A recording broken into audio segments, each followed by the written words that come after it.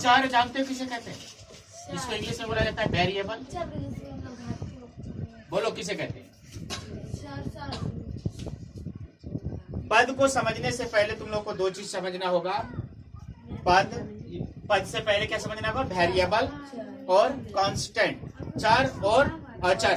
अगर तुम लोगों को चर और अचर समझ में आ जाएगा तो तुम बहुपद ये पद का डेफिनेशन भी तुम आराम से समझ सकते हो। ठीक है, तो चर किसे कहते हैं? जिसका मान बदलता है, जिसका मान बदलता है, उसे क्या कहते हैं बच्चे? उसे चर कहते हैं। क्या कहते हैं? चर कहते हैं। ठीक है, जिसका मान बदलता है। जैसे एग्जाम्पल के तौर पर अंग्रेजी वर्णमाला में हम लोग जितने भी पढ़े हैं ABCD, ये सब का मान क्या होता है? अप टू Z, ये सब चर कहलाता है। क्या कहलाता है? चर कहलाता है। क्यों? क्योंकि कहीं पर तुम लोगों ने देखा होगा A का मान, कोई समीकरण को जब हम लोग सॉल्व करते हैं तो कहीं पर A का मान 1 आता है, तो कहीं A का मान क्या आता है? 2, कहीं A का मान क्या आता है? 3, कुछ भी आता है ना। तो यानी जगह जगह पर इसका मान बदलता है, इसलिए हम A को क्या कहेंगे? चर। और जिसका मान बदलता है उसी को तो हम लोग चर कहते हैं ना। बात समझ में आ रही है? चलो, इसके बाद तुम लोग को समझना है दूसरा चीज, औचर। क्या? औचर, जिसको हम लोग कांस्टेंट कहते हैं इंग्लिश में। क्या कहते हैं बच्चे? कांस्टेंट। ठीक है, किसे कहेंगे? जस्ट इसका अपोजिट होता है। यहाँ पर हमने देखा क्या? जिसका मान बदलता है। और यह यहाँ क्या होगा? औचर, जिसका मान बदलता नहीं है। ठीक है, जिसका मान नहीं बदलता है, नहीं बदलता है, उसे अचर कहते हैं। क्या कहते हैं? अचर कहते हैं। अचर कहते हैं। जैसे एज पर एग्जाम्पल बताओ तो बच्चे क्या क्या हो सकता है? जैसे हम लोग एग्जाम्पल लेते हैं, इसको तुम लोग क्या पढ़ते हो? दो पढ़ते हो। तुम भी पढ़ रहे हो दो। तुम्हारा बाप क्या पढ़ेगा इसको? बाप। दादा क्या पढ़ेगा? दादा ने भी पढ़ा दो, बाप ने भी पढ़ा दो, तुम भी पढ़ रहे हो दो, तुम्हारा नाती पोता जो भी आएगा सब इसमें क्या पढ़ेगा? इसको दो ही पढ़ेगा ना। इसमें किसी प्रकार का चेंजिंग नहीं आएगा। जैसे 3, ये क्या है? औचर है। ये कभी इसका मान बदलने वाला है? इसका मान कभी भी नहीं बदलेगा। तो इस सबको हम लोग कहते हैं औचर। क्या कहते हैं? औचर। जब चर और अचर समझ में आ गया, तब अब तुमको समझ में आएगा पद किसे कहते हैं। क्या कहते हैं? पद। ठीक है, जिसको इंग्लिश में टर्म बोला जाता है। क्या बोला जाता है? टर्म। ठीक है बच्चे, जरा समझो इसमें क्या होता है। पद चर तथा अचर, चर तथा चर और अचर के गुणनफल को पद कहते हैं। क्या कहते हैं? पद कहते हैं। याद रहे, चर तथा अचर के गुणनफल को क्या कहते हैं? पद कहते हैं। जैसे एज फॉर एग्जाम्पल, बाबू अगर मेरे पास मान लीजिए ये क्या है? अचर है और एक चर है y, दोनों को गुना कर देंगे, क्या बनेगा? 2y। अब ये क्या कहलाएगा? अब ये क्या? यही इसी चीज को हम लोग क्या कहते हैं? पद। यानी चर और अचर को गुना करने के बाद जो एक रिजल्ट आता है, जो भी आता है संख्या, उसको हम लोग क्या कहते हैं? पद कहते हैं। क्या कहते हैं? पद। जैसे 5 गुना x क्या होगा? 5x। हम इसको एक पद बोल सकते हैं। क्या बोल सकते हैं बच्चे? पद बोल सकते हैं। ठीक है, और बहुत सारा एग्जाम्पल हो सकता है। जैसे -10 इंटू a क्या होगा? -10a। ये भी एक पद है। ये भी क्या है? पद। बात समझ में आ रहा है? चलो ठीक है, नोट करो इसको। इससे हम लोग समझेंगे एक टॉपिक है जिसका नाम है बहुपद की घात। बहुपद की घात। बहुपद की घात।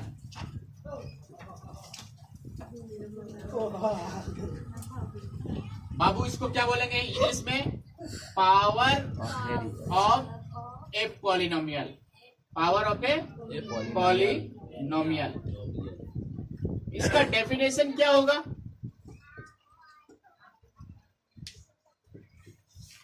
इसका डेफिनेशन क्या होगा?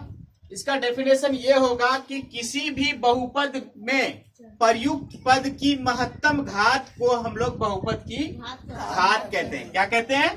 बहुपद की घात। कोई भी बहुपद हो, कोई भी बहुपद हो, चाहे वो एक पदी बहुपद हो, द्विपदी बहुपद हो, या त्रिपदी बहुपद हो, या चार पद वाला भी बहुपद हो सकता है, तो उसमें से देखेंगे कि सबसे मैक्सिमम पावर किसका है, यानी सबसे महत्तम घात वाली पद कौन है। तो महत्तम घात को ही हम लोग बहुपद की घात कहते हैं। इसका डेफिनेशन क्या लिखेंगे? बहुपद में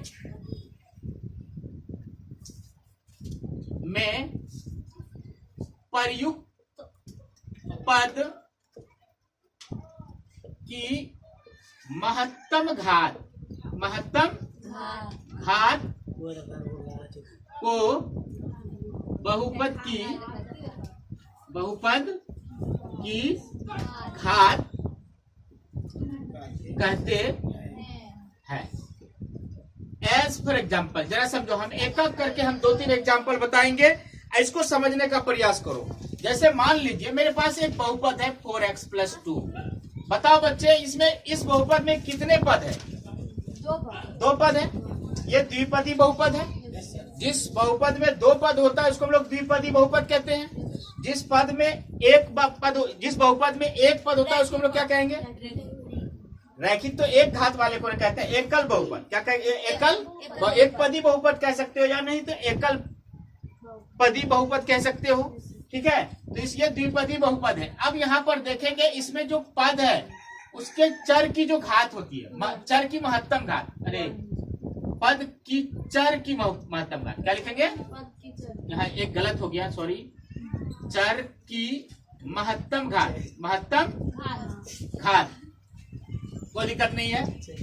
बहुपद में प्रयुक्त पद की चर की महत्तम घात को हम लोग क्या कहेंगे? अब यहाँ पर एक चर कौन प्रयोग हुआ है बता तो? x। इसका घात कितना देख रहे हैं? तो बताओ बच्चे, ये बहुपद की घात कितनी होगी? बहुपद की घात कितनी होगी? 1। दूसरा एग्जाम्पल लेते हैं, एकदम सिंपल सा एग्जाम्पल लेते हैं। जैसे 2y² - 3y + 4, ये क्या पदी बहुपद है? द्विपदी बहुपद है। यानी इस बहुपद में कितना पद आया है? 3। अब इसका बहुपद की घात अगर हमको निकालना है तो बताओ बच्चे कितना होगा बहुपद की घात? कोई बताओ? 2 होगा। क्यों? क्योंकि यहाँ एक पद है, जो ये वाला पद, इसमें चर क्या है? y। इसमें एक ही चर प्रयुक्त हुआ है y, और इसकी महत्तम घात कितना है? 2। इसलिए इस बहुपद की घात कितनी होगी? 2 हो। बात समझ में आ रहा है ना? और एग्जाम्पल दे, समझ में आ गया? और एक एग्जाम्पल हम लेते हैं, सिंपल सा एग्जाम्पल, तुम लोग बताना तो। 3x³ - 2x² + x - 1, इसमें बहुपद की घात कितनी होगी? बहुपद की घात कितनी होगी? 3। क्यों? क्योंकि इसकी एक पद 3 घात वाला है, और ये महत्तम घात है, इससे बड़ा कोई घात है नहीं। ठीक है, अगर ये पद नहीं होता तो कितना होता? 2 हो जाता। बात समझ में आ गई? चलो सब बच्चे समझ गए। ठीक है, लास्ट चलो, बहुपद की घात समझ गया। अब हम लोग देखेंगे रैखिक बहुपद। क्या देखेंगे बच्चे? अगला टॉपिक हमारा रैखिक बहुपद। ये समझेंगे हम लोग कि किसे कहते हैं रैखिक बहुपद। रैखिक बहुपद, इसको इंग्लिश में क्या बोला जाता है? Linear polynomial. क्या बोला जाता है? Linear polynomial. इंग्लिश में क्या बोलेंगे? Linear polynomial. ठीक है बच्चे, आगे बढ़े। इसका डेफिनेशन को समझो, इसका डेफिनेशन पहले समझो। जिस बहुपद की घात 1 हो, क्या हो? 1। घात कितना हो जाए? 1। हमने इससे पहले क्या पढ़ा? एक घात वाला बहुपद भी होता है, 2 घात वाला भी बहुपद होता है, 3 घात वाला भी बहुपद होता है, लेकिन सबका नाम अलग अलग। जैसा जैसा घात होगा उसका वैसा वैसा नाम है। तो एक घात वाले बहुपद को क्या कहेंगे? रैखिक बहुपद कहेंगे जी। तो परिभाषा क्या होगा? जिस बहुपद की घात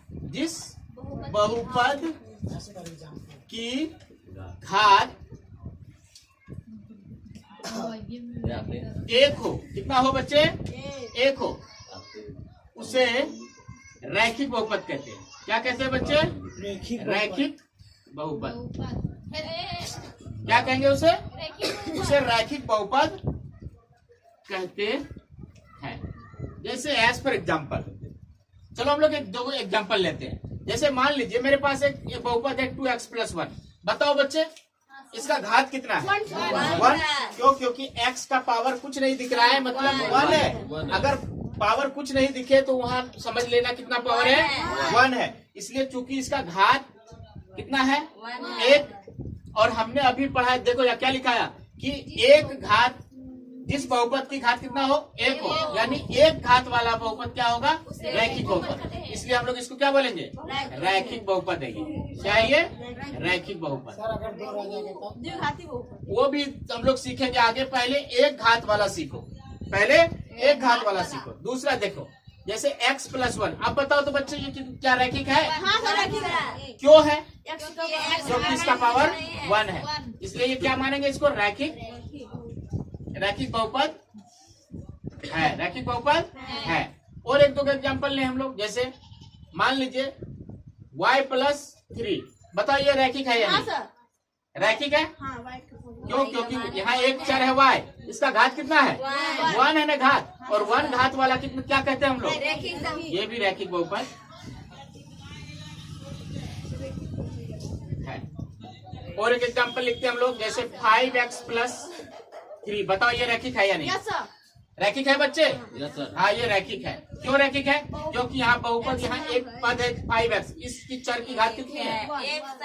1 है। तो एक घात वाला बहुपद क्या कहलाता है? रैखिक बहुपद। रैखिक बहुपद। समझ गया तुम लोग रैखिक बहुपद? चलो ठीक है। अगला टॉपिक हमारा होगा बहुपद का दूसरा पार्ट। क्या होगा? द्विघात बहुपद। क्या रे? द्विघात बहुपद किसे कहते हैं? इसको हम लोग इंग्लिश में बोलते हैं क्वाड्रेटिक पॉलिनोमियल। क्या बोलेंगे बच्चे? Quadratic polynomial. ठीक है, किसे कहते हैं? Quadratic polynomial. तो याद रखना, एक घात वाला, जिस तरह से एक घात वाले का नाम क्या था? रैखिक बहुपद। तो हम लोग दो घात वाले को द्विघात बहुपद बोलेंगे। क्या बोलेंगे?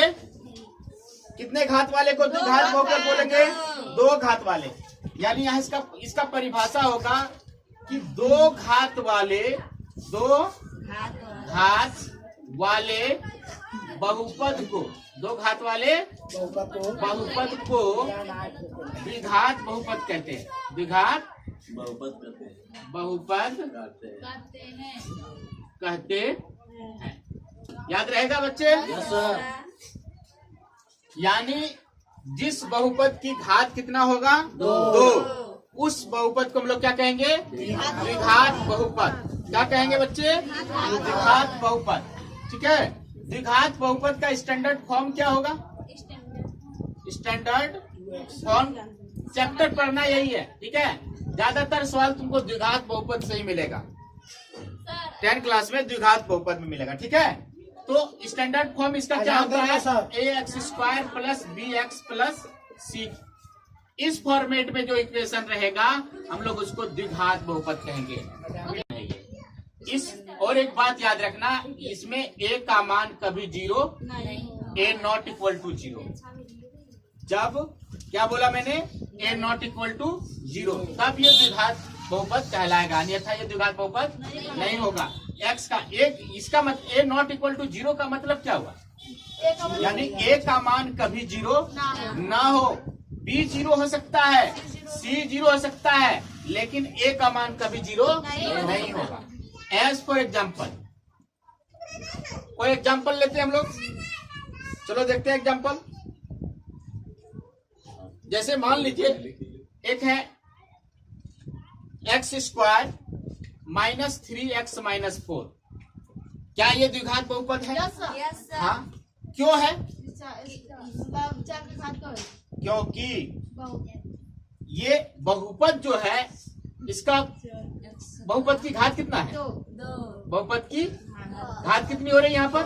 दो। बहुपद की घात कितनी हो रही है? दो। इसलिए दो घात वाले को हम लोग क्या कहेंगे? द्विघात बहुपद है। द्विघात बहुपद है। ठीक है।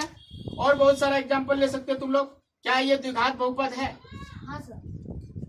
अब तुम लोग कहोगे कि सर यहाँ इसमें ये बीच वाला पद क्यों गायब हो गया? मैंने कहा ये b 0 हो जाए चलेगा, c 0 हो जाए चलेगा, लेकिन a कभी 0 नहीं। यानी x स्क्वायर वाला जो टर्म हो है, यानी x स्क्वायर वाला पद ये कभी 0 नहीं होना चाहिए। ये नहीं ये हमेशा रहेगा। ये हमेशा रहेगा। यानी ये यहाँ जो मान है यहाँ कभी भी 0 नहीं होना चाहिए। तभी ये द्विघात बहुपद। इधर हो सकता है कि x वाला टर्म रहेगा, यानी x वाला पद रहेगा, अचर पद भी गायब हो सकता है। x की घात 1 वाला पद भी गायब हो सकता है, लेकिन x स्क्वायर वाला पद कभी गायब नहीं होगा। यानी ये हमेशा रहेगा ही। इसमें ये पद जिसमें रहेगा उसी को हम लोग द्विघात बहुपद। और एक बात, इससे ज्यादा भी नहीं रहना चाहिए। अगर मान लीजिए x स्क्वायर वाला पद है और उसके अलावा एक 3 घात वाला भी पद आ गया। कितने घात वाला? 3 घात वाला भी पद आ गया, तो वो भी द्विघात बहुपद नहीं होगा। तब वो क्या कहलाएगा? त्रिघात बहुपद। क्या कहलाएगा वो? त्रिघात बहुपद। तो हम लोग त्रिघात बहुपद यानी आगे पढ़ेंगे हम लोग 3 घात वाले बहुपद को भी हम लोग क्या कहेंगे? त्रिघात बहुपद कहेंगे। ठीक है। ये द्विघात बहुपद का उदाहरण था। ठीक है। समझ में आ रहा है ना? सभी को समझ में आ रहा है? किसी प्रकार का कोई कंफ्यूजन हो तो बेझिझक पूछ सकते हो। ठीक है। मान लीजिए और एक एग्जाम्पल लेते हैं बच्चे हमारा। हम लोग देखो, यहाँ देखो रे, सब कोई देखो तो यहाँ पर। हाँ सर। मान लीजिए 2y square minus 3y plus 4। बोलो बच्चे ये कौन सा कैसा समीकरण है?